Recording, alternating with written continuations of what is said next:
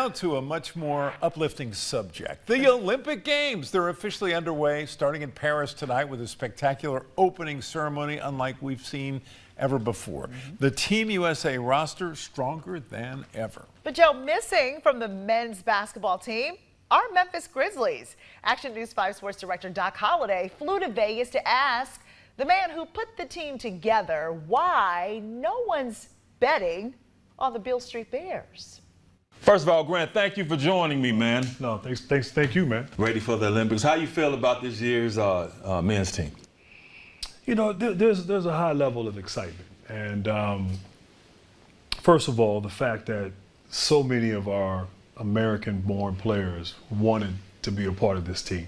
And so everybody wanted to be on this team.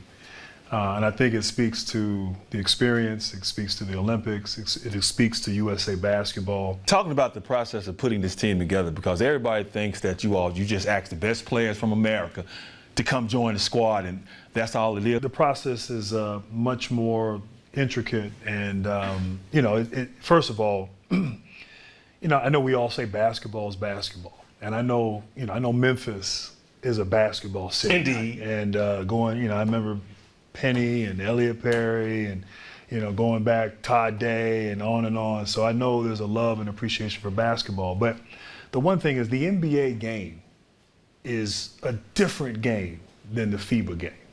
The rules are different. The style of play is different. So in a very quick period of time, we have to sort of change some of our habits to adjust to that difference.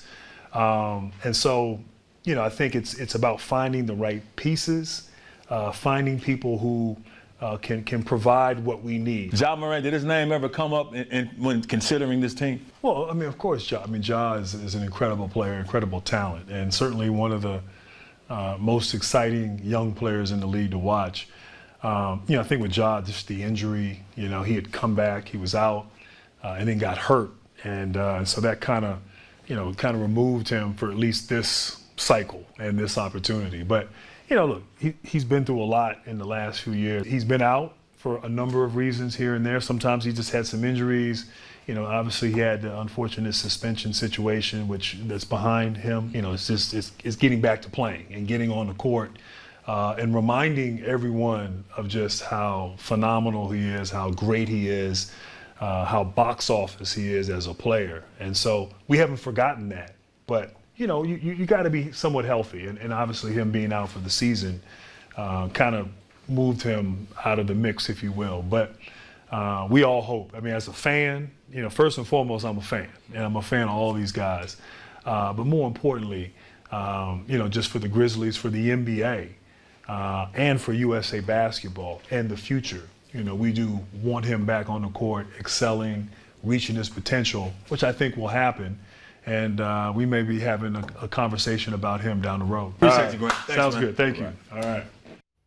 All right, well, the U.S. men's basketball team plays its first game of the 2024 Paris Olympics Sunday against Serbia at 10:15 a.m. Central Time. If you missed the opening ceremony today, stay with us on Action News 5. It will re-air right here on our station after this newscast. All right, so get your weekend started.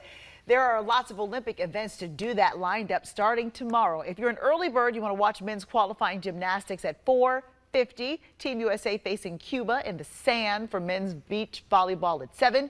More men's qualifying gymnastics at 10. Then it's to the pools as our women's water polo team takes on Greece at 11:45. At 1:30, kicking off swimming finals for men and women's 400-meter freestyle, plus the 4x100 free relay. At 3 o'clock, women's beach volleyball faces off against our neighbors to the north, Canada.